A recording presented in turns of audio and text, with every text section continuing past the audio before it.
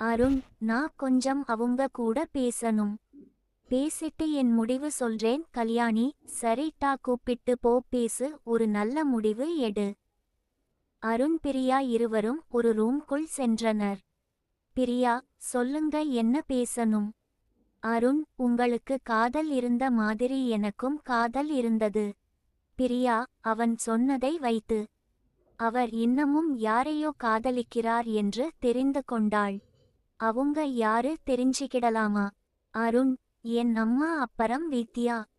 பிரியா, ஒரு அம்மாவை மகன் காதலிக்கிறதுங்கிறது இயற்கை தான்.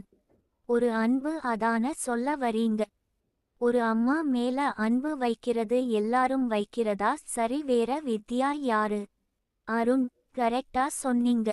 ஒரு அம்மாவை ஒரு மகன் நேசிக்கிறது இயற்கை தான். பட் நான் ஒரு படி மேல அவங்கள கல்யாணம் செய்யலாம் அப்படின்னு முடிவுல இருக்கேன். Priya, what nonsense your docking? நீங்க என்ன பேசுறீங்கன்னு தெரிஞ்சு தான் பேசுறீங்களா? உங்க அம்மாவை காதலிக்கிறீங்க, கல்யாணம் செய்ய போறீங்கன்னு. இது தப்பா தெரியலையா? அருண், என்னங்க தப்பு? எதுங்க தப்பு? ஒரு மகன் ஒரு அம்மா கஷ்டப்படுறதை பார்த்து அவங்களுக்கு சந்தோஷத்தை கொடுக்கணும்னு நினைக்கிறான், அது தப்பா? உங்களுக்கு என்னங்க தெரியும் என் அம்மாவை பத்தி? அவங்க எவ்வளவு கஷ்டத்தை அனுபவிச்சு இருக்காங்க தெரியுமா? இப்பதான் கொஞ்சம் கொஞ்சமா அவங்கள நான் சந்தோஷப்படுத்திட்டு இருக்கேன். அதுக்கு நான் என்னவெல்லாம் செய்றேன் தெரியுமா? அதெல்லாம் உங்களுக்கு சொன்னா புரியாது. அப்புறம் வித்யா யாருன்னு கேட்டீங்க. நீங்க என்னைய பிடிச்சிருக்குன்னு சொல்லும்போது ஒரு பொண்ணு அழுதுகிட்டே எழுந்து உள்ள போச்சே, கவனிச்சீங்களா? அவங்க என் தங்கச்சியோட மாப்பிள்ளையோட அக்கா. அவங்களுக்கு இன்னைக்கு தான் டைவர்ஸ் கிடைச்சிருக்கு. அவங்களும் பாவம்ங்க. பிரியா, நீங்க என்னங்க யாரு எல்லாம் அவங்க வாழ்க்கையில கஷ்டம் பட்டு இருக்காங்களோ அவங்களுக்கு எல்லாம் வாழ்க்கை கொடுக்குற மாதிரி பேசுறீங்க. இதுல என்னங்க லாஜிக் இருக்கு? அருண், லாஜிக் பார்த்தா பாசம் வரும். சரி, விளக்கமா சொல்றேன் கேளுங்க. எங்க அம்மாக்கு முதல் கல்யாணம் நடந்தது. அவர் என்ன பெத்து போட்டு எங்க அம்மாவை விட்டுட்டு ஓடிட்டார். அப்புறம் எங்க அம்மா கஷ்டப்பட்டு என்னையும் என் தங்கச்சியும் வளர்த்தாங்க. எங்க அம்மா தனியா இருக்கிறதே பயன்படுத்தி எத்தனை பொறுக்கி பசங்க வீட்ல வந்து வம்பு இழுத்து இருக்காங்க தெரியுமா? யார் யாரோ வருவாங்க வீட்ல வந்து எங்க அம்மா கிட்ட வம்பு இழுத்து டார்ச்சர் செஞ்சுட்டு போயிடுவாங்க. எனக்கு அப்ப எல்லாம் விவரமே தெரியாது. அப்புறம் வேற ஊருக்கு கூட்டிட்டு வந்தாங்க. ஒரு பொண்ணு தனியாவே வாழ முடியாதுங்க. சிங்கிள் மத என்னையும் என் தங்கச்சியையும் பல கஷ்டம் தாண்டி எங்கள வளர்த்தாங்க. அப்புறம் நான் கோவத்துல ஒரு தப்பு செஞ்சுட்டு ஜெயிலுக்கு போயிட்டேன். நான் செஞ்ச தப்புக்கு என் அம்மா பிராய்சித்தம் தேடுவதற்காக இன்னொரு கல்யாணம் செஞ்சாங்க. அவரும் மோசமானவரா தான் இருந்திருக்கிறார். எவ்ளோ கஷ்டப்பட்டு இருக்காங்க தெரியுமாங்க உங்களுக்கு? பிரியா, சரிங்க, உங்க அம்மா இடத்துலேந்து யோசிச்சா அது எல்லாம் சரின்னு தான் படுது. கஷ்டப்பட்டு இருக்காங்க. அதுக்காக கல்யாணம் வரைக்கும் போறது என்னங்க இது? எந்த ஊர்ல நடக்கும்? ஒரு அம்மாவை ஒரு மகன் கல்யாணம் செய்றது எந்த உலகத்துலையாவது நடக்குமாங்க? உங்க அம்மாவை நீயே கூட இருந்து பார்த்துக்கோங்க, அதுதான் தப்பே இல்லை. அருண், நான் சொல்றது உங்களுக்கு புரியல. என் அம்மா ரொம்ப கஷ்டப்பட்டு இருக்காங்க. அவங்க சந்தோஷமே அனுபவிச்சதே இல்ல. அந்த சுகத்தை ஒரு மகனா நான் கொடுக்கலாம். அதான் செய்ய போறேன். அப்புறம் வித்யா, அவங்களுக்கு ஒரு மகள் இருக்கு. என் அம்மா சிங்கிள் மத இருந்து எவ்வளவு கஷ்டப்பட்டாங்கன்னு எனக்கு தெரியும். ஹரே கஷ்டம் வித்யா படக்கூடாதுன்னு நான் நினைக்கிறேன். அவங்க மகளை என் மகளா நினைச்சு நான் வளர்க்க போறேன். இதாங்க என் முடிவு. இதுல உங்களுக்கு சம்மதமா? பிரியா, உங்கள பிடிச்சிருக்கு அப்படின்னு சொன்னதுக்கு என்னைய இரண்டாம் தாரமா வர சொல்றீங்களா? நீங்களே யோசிச்சு பாருங்க, நான் என்னங்க தப்பு செஞ்சேன்? லிவட் சரி, பைனலா கேக்குறேன். என்னைய கல்யாணம் செய்ய சம்மதிக்கிறீங்களா இல்லையா? எனக்கு உங்கள பிடிச்சிருக்கு. ப்ளீஸ் என்னைய அசப்ட் பண்ணிக்கோங்க. நான் உங்களுக்கு காலம் முழுக்க நன்றி கடனாய் இருப்பேன். அருண்: சரிங்க, உங்களுக்கு இரண்டாம் தரமா பிடிக்கல, ஒத்துக்கொள்கிறேன். சரி, உங்கள முதல்ல கல்யாணம் செய்யறேன். இரண்டாவது வித்தியாச கல்யாணம் செய்றேன், உங்களுக்கு சம்மதமா? நான் இப்படி கேட்கிறது உங்க மனச கஷ்டப்படுத்தும். என் குணம் என்ன புடிச்சிருக்குன்னு, என்னைய புடிச்சிருக்குன்னு சொன்னீங்க. அதுவும் பார்த்தவுடனே. ஏங்க, எனக்கும் காதல் இருக்குங்க. பிரியா: நல்லா யோசிச்சு விட்டு. சரிங்க, நான் சம்மதிக்கிறேன், எனக்கு உங்களை பிடிச்சிருக்கு.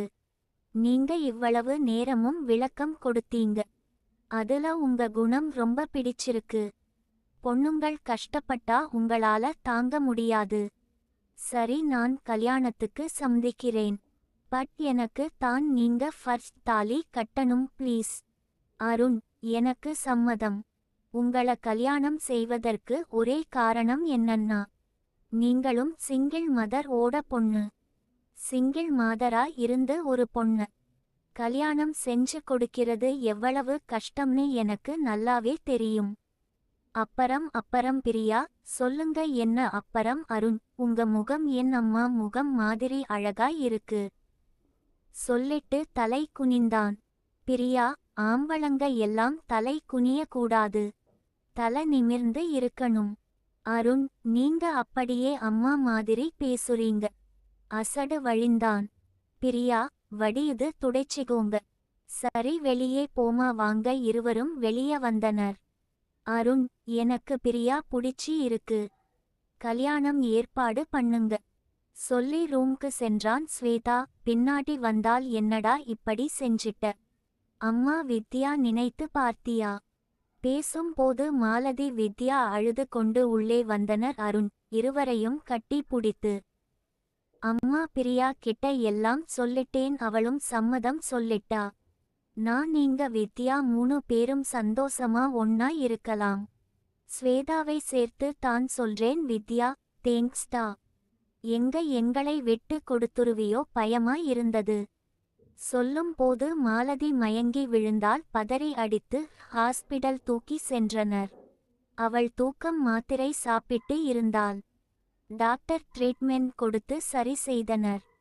கம்பெனி ஆட்கள் மொத்தம் ஹாஸ்பிடல் குவிந்தனர்.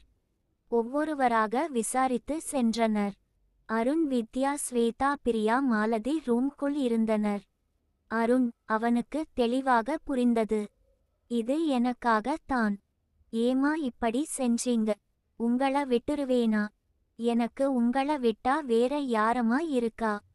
என்ன பத்தி யோசிச்சு பார்க்காம முடிவு எடுத்துட்டீங்களே.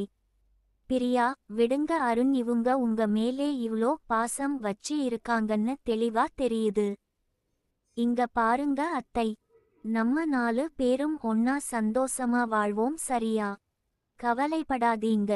மாலதி மெதுவாக பேசினால், எனக்கு இவன் தான் எல்லாம். இவன் இல்லனா நான் உசுரோட இருக்க மாட்டேன்.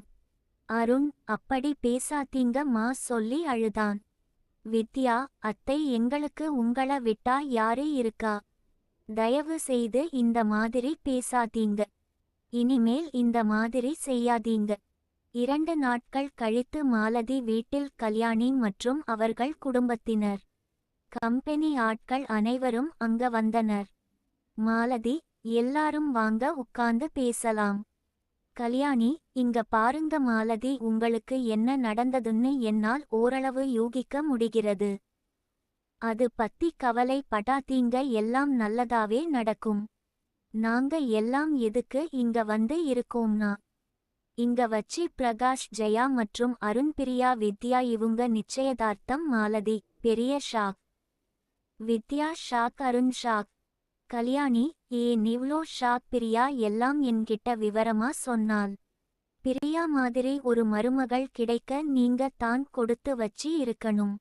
வித்யா உங்களை 2 பேரையும் ஏத்துக்கிட்டா. ஆனா உங்களுக்கு சேர்த்து நிச்சயதார்த்தம் செய்ய முடியாது. வித்யாவை அருண் காதலிக்கிறது எல்லாருக்குமே தெரியும். உங்கள அருண் காதலிக்கிறது எனக்கு, பிரியாக்கு மட்டும் தான் தெரியும். இப்போ எங்க வச்சு வித்யா, அருண் 3 பேருக்கும் நிச்சயதார்த்தம் முடித்து விடுவோம். கல்யாணத்துல 2 பேருக்கும் ஒரே டைம்ல தாலி கட்டட்டும். பிரகாசு, ஜெயா, அருண், வித்யா, பிரியா.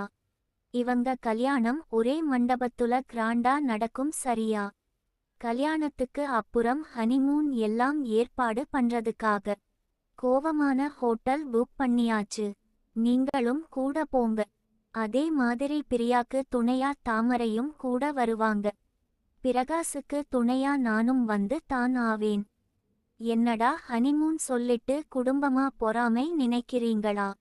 புதுமண தம்பதிக்கு தனி ரூம், பெரியவங்களுக்கு தனி ரூம் அப்படித்தான் புக் பண்ணி இருக்கும். நம்ம கம்பெனி ஸ்டாப் எல்லாருமே அங்க வராங்க, கோவா சுத்தி பார்க்கிறதுக்காக. மாலதி கல்யாணியை தனியாக அழைத்து ஒரு ரூமிற்கு கூட்டி சென்று, உங்களை நான் பிரண்டா ஏத்துக்கிடட்டா? ஒரு பிரண்டோட மட்டும் தான் இன்னொரு தங்க மனசு புரிஞ்சுக்க தெரியும். என் மனசு புரிஞ்சு எனக்காக அந்த முடிவு எடுத்ததற்கு ரொம்ப நன்றி. கல்யாணி, ஃப்ரெண்ட்ஸ் சொல்லிட்டு நன்றி சொல்லலாமா? இருவரும் தோழிகள் ஆகினர்.